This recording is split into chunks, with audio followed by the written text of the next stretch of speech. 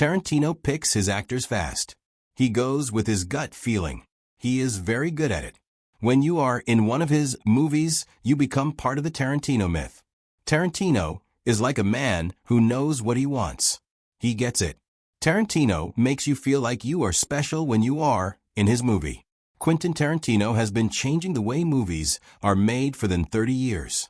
His movies are all about the conversations people have. They are very stylish. There is a lot of blood.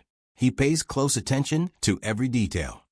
If you look really closely at his work, you will see something that most people do not notice. Quentin Tarantino is a man who values loyalty much.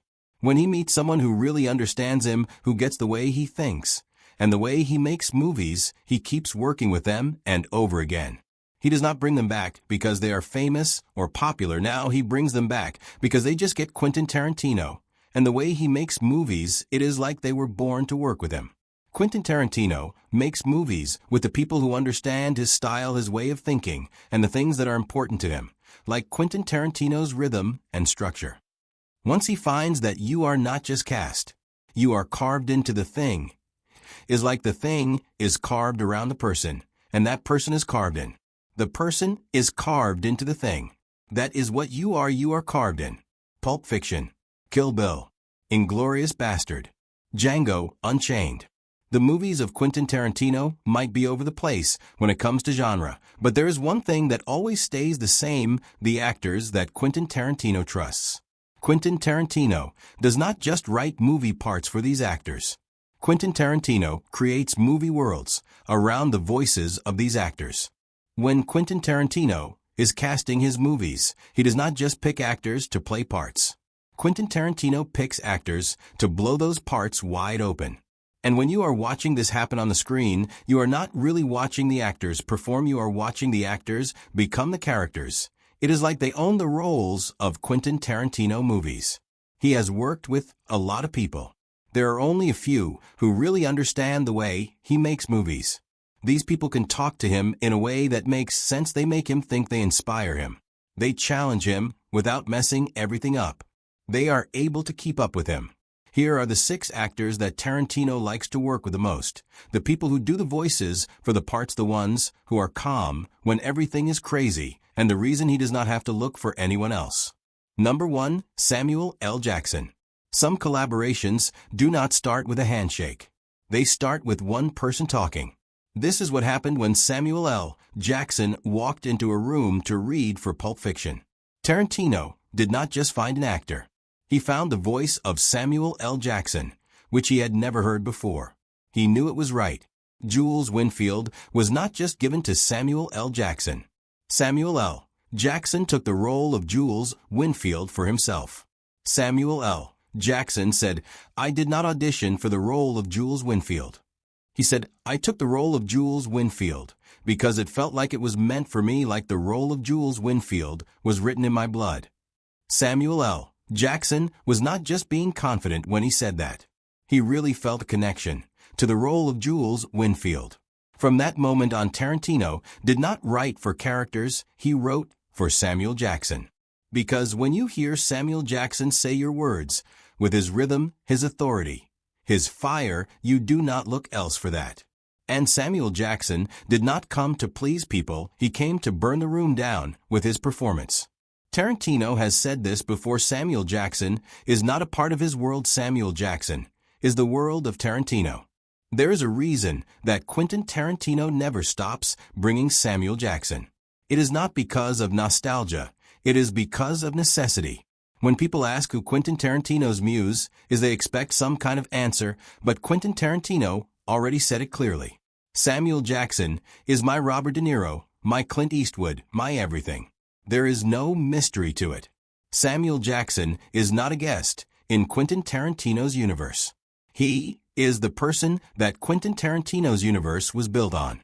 Other movie directors talk about having chemistry with actors. Quentin Tarantino and Samuel Jackson have something stronger. They have a special bond that makes great movies. Some actors can do a job, but Samuel L. Jackson really stands out.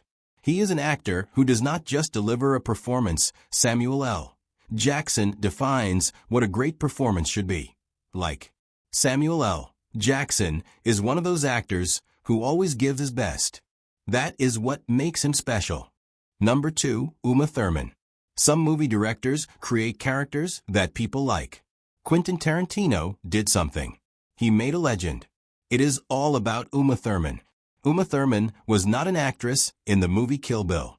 She became the example of a strong woman, a person who wants to get even a mother and a skilled fighter with a sword.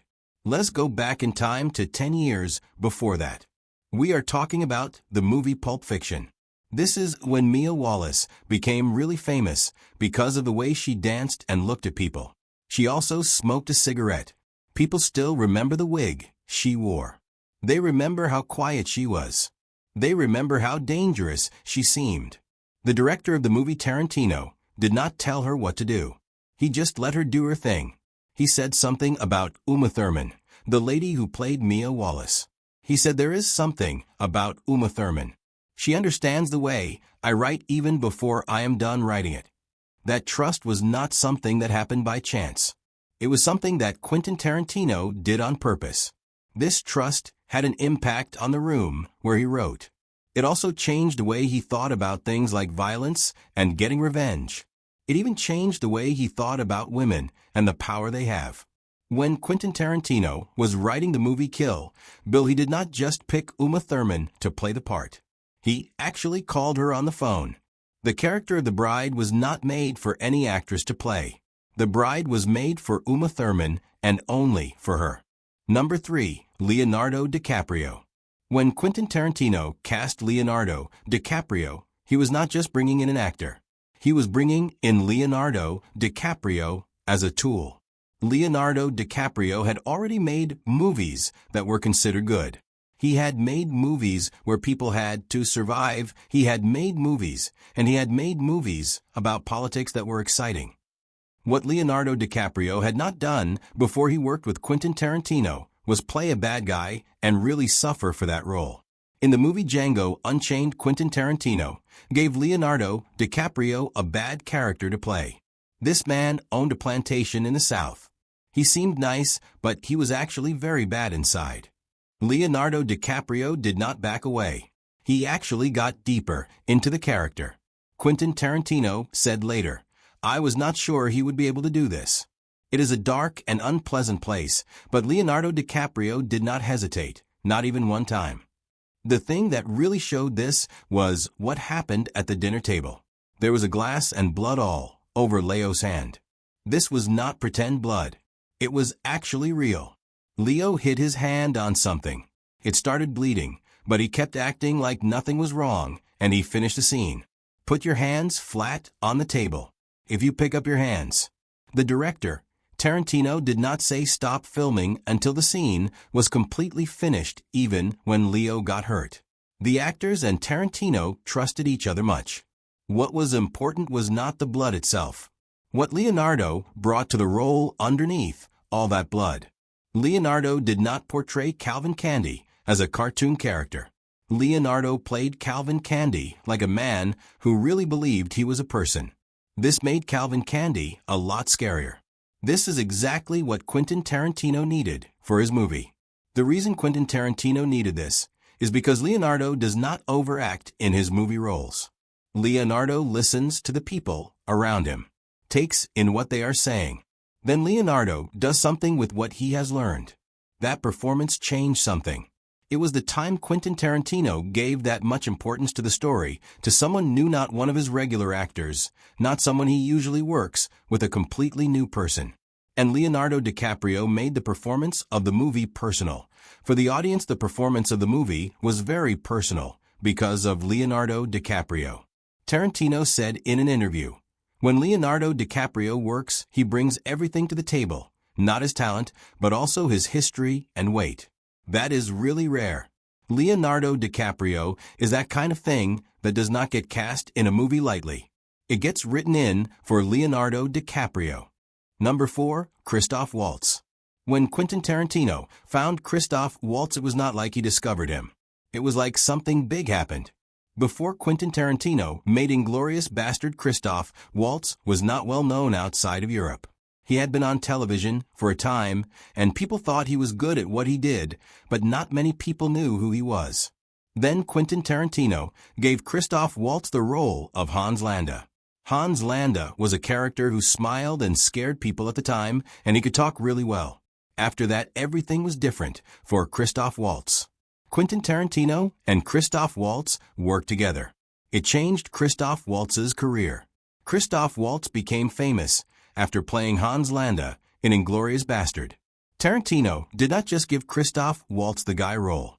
He gave him the movie. The character Landa was first written as someone who was too hard to play because he was too clever, talked much, and was just too much overall. Tarantino was about to give up on the script. He said if I could not find the right person to play Landa, then the movie was finished. Then Christoph Waltz walked into the room, saved the movie Tarantino was making. From the start, the scene with milk, cigarettes, and soft smiles, and death lurking behind every word, Waltz did not just play Landa. He really got into the character of Landa. He said his lines like a person giving honey that is poisoned to people who are so caught up in what he's saying that they do not even notice. That is really something. Every single word Waltz said as Landa hit the mark. Waltz played Landa in a special way. He delivered his speeches like a man who is talking to people who are listening so carefully that they cannot look away. Waltz as Landa was very good at saying things that meant a lot. Number 5, Kurt Russell. Quentin Tarantino does not work with nostalgia. He works with memory. Kurt Russell is a memory that Quentin Tarantino never let go of. Quentin Tarantino likes Kurt Russell because of the way he was in his movies. From the Grindhouse movies to the 80s anti-heroes, Kurt Russell was a certain kind of man. He was a man that Quentin Tarantino liked. Kurt Russell did not have to say much. He was not flashy.